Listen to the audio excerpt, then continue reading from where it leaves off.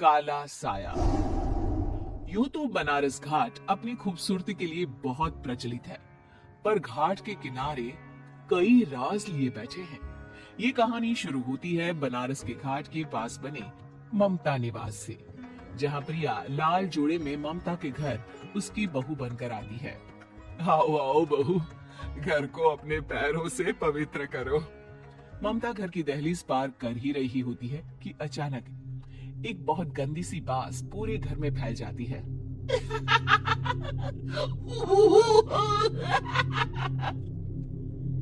ये बदबू और ये आवाजें, ये कौन हंस रहा है माँ?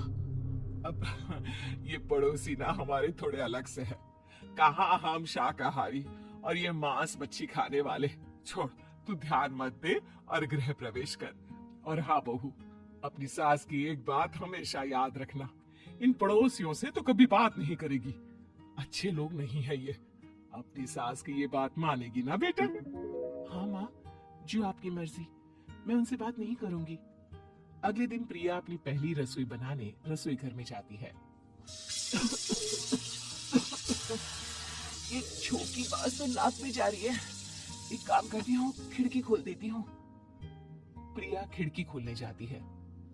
इतने जाले, लगता है इस खिड़की को कभी खोला ही नहीं गया। पर ऐसा क्यों? ओह, नॉन वेज की स्मेल आती होगी ना। 2 मिनट के लिए खोल लेती हूँ, फिर बंद कर दूंगी। प्रिया खिड़की खोलती है। खिड़की खोलते ही उसकी नजर सामने वाले घर की खिड़की पर पड़ती है, जहाँ एक लड़की खड़ी होती है, हाथों में मेहंदी, लाल रंग की साड़ी, बिल्कुल सजी धजी, मानो प्रिया की तरह ही वो भी नई नवेली बहू हो। वो प्रिया को देखकर मुस्कुराती है। हे भगवान, माँ ने तो इनसे बात करने को मना किया था। प्रिया फौरन ही खिड़की बंद कर देती है और तवे पर चढ़े रोटी की ओर देखने लगती है, पर वहाँ रोटी न होकर मछली पड़ी होती है। ये क्या? पहली ही रसोई में इतनी बड़ी गलती! हे भगवान, अब मैं क्या करूं? प्रिया बहुत डर जाती है और फौरन रसोई की सफाई करने और फिर सभी के लिए खाना बनाने लग जाती है। जब वो सबको खाना परोसती है, सब तो ठीक है, मैं बेकार में चिंता कर रही थी। हे भगवान, ऐसे ही बस अपनी कृपा बनाए रखना। रात के वक्त जब सब सो रहे होते हैं, तब प्रिया को पायल की आवाज सुनाई देती है, जिससे उसकी आंख खुल जाती है। ये पायल की आवाज कहाँ से आ रही है? प्रिया उठकर उस आवाज के पीछे छत की सीढ़ियों तक जाती है। तभी उसे बच्चे के रोने की आवाज आती है। प्रिया छत पर जाती है तो क्या देखती है? वही लाल साड़ी वाली लड़की अपनी गोद में एक नवजात बच्चे को घुमा घुमा कर सुला रही है। तभी प्रिया की नजर उसके पीठ पर पड़ती है। ओह गॉड, ये तो प्रेग्नेंट भी है। सुनिए, बच्चा सो नहीं रहा है क्या? मैं कुछ मदद करूं? नहीं नहीं, आपके घर वालों को अच्छा नहीं लगेगा, मैं संभाल लूंगी। स्नेहा की गोद से बच्चा हाथ मारकर प्रिया की गोद में आने को छटपटाने लगता है। दोनों घर अगल बगल में बने होने के कारण प्रिया उस बच्चे को गोद में ले लेती है। प्रिया के पास आते ही वो सो जाता है। बच्चे का वो स्पर्श रात भर प्रिया भूल नहीं पाती और अगली सुबह वो छत पर कपड़े सुखा रही होती है। तभी उसे एक औरत इशारा करके बुलाती है।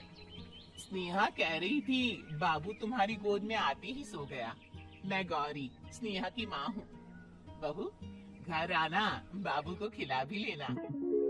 शाम को जब घर पर कोई नहीं रहता, बच्चे से मिलने के लिए प्रिया छिपकर अपनी पड़ोसन के घर चली जाती है और कुछ देर बच्चे को खिलाकर वापस लौट आती है। इसके कुछ दिन बाद ही प्रिया को पता चलता है कि वो माँ बनने वाली है। ममता की खुशी का ठिकाना नहीं रहता।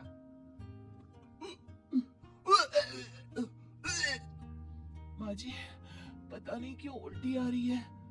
प्रिया भागती हुई वॉशरूम में जाती है तो हरी और लाल रंग की उल्टी करती है। उस उल्टी में से कीड़े निकलते हैं। ये क्या? खून और ये कीड़े! माँ! माँ! प्रिया की आवाज सुनकर ममता दौड़ कर आती है, पर बेसिन में कुछ नहीं होता। प्रिया हक्की बक्की रह जाती है। ये सब क्या हो रहा है?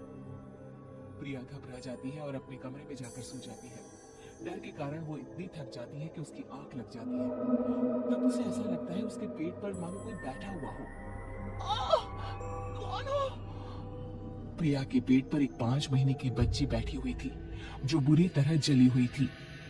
माँ, तुम ही मुझे लाई ना अपने पेट में। मैं तुम्हारी माँ नहीं हूँ। कौन हो तुम?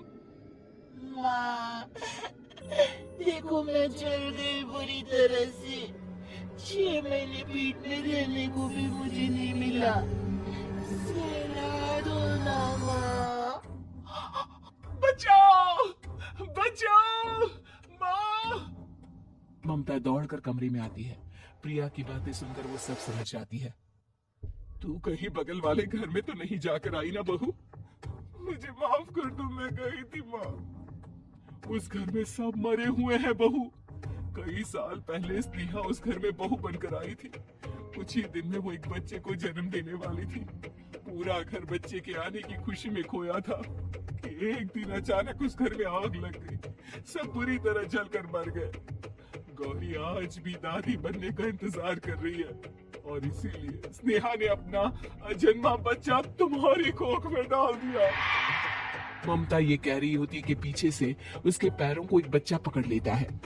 दादी, दादी। माँ, स्नेहा की गोद में यही बच्चा था। ये बच्चा कौन है फिर? तेरी मौत है। तेरी भी दादी। जिस चीज का ममता को डर था वही हो गया। ममता निवास के ऊपर मौत ने चादर बिछा दी थी। प्रिया का पेट ऐसे ही बढ़ जाता है मानो 9 महीने का हो। 2 हाथ उसके पेट से बाहर निकलते हैं। बहू, संतोष को फोन कर, किसी पंडित जी को बुला बहू। प्रिया का पति भागता हुआ घर आता है। ये तो होना ही था माँ। तेरा बाप तेरे सामने आ गया तो तू सह नहीं पा रही है। स्नेहा घर में आग लगी नहीं थी, माँ ने लगाई थी प्रॉपर्टी की लालच में। और वो बच्चा मेरी पहली पत्नी का बच्चा है, मेरा बेटा, जो कि उस आग की चपेट का शिकार हो गया था। मैंने तुमसे ये सब माँ के कहने पर छुपाया था। मुझे माफ कर दो प्रिया। तुम अगर चाहो तो यहाँ से जा सकती हो। मैं तुम्हें किसी भी बंधन में रखना नहीं चाहता। मेरी शादी हुई है आपसे, मैं आपको छोड़ नहीं सकती, पर उससे पहले हमें स्नेहा, उसकी माँ और बच्चे की आत्मा की शांति करवानी होगी। संतोष और ममता गौरी के घर जाते हैं। अंदर सब कुछ जला हुआ होता है। जमीन पर जली हुई लाशें बिखरी हुई थी। ममता रो रो कर अपने करने की माफी गौरी से मांगती है। प्रिया स्नेहा के घर वालों का अंतिम संस्कार करवा देती है और ममता निवास फिर से आत्माओं के साए से मुक्त हो जाता है।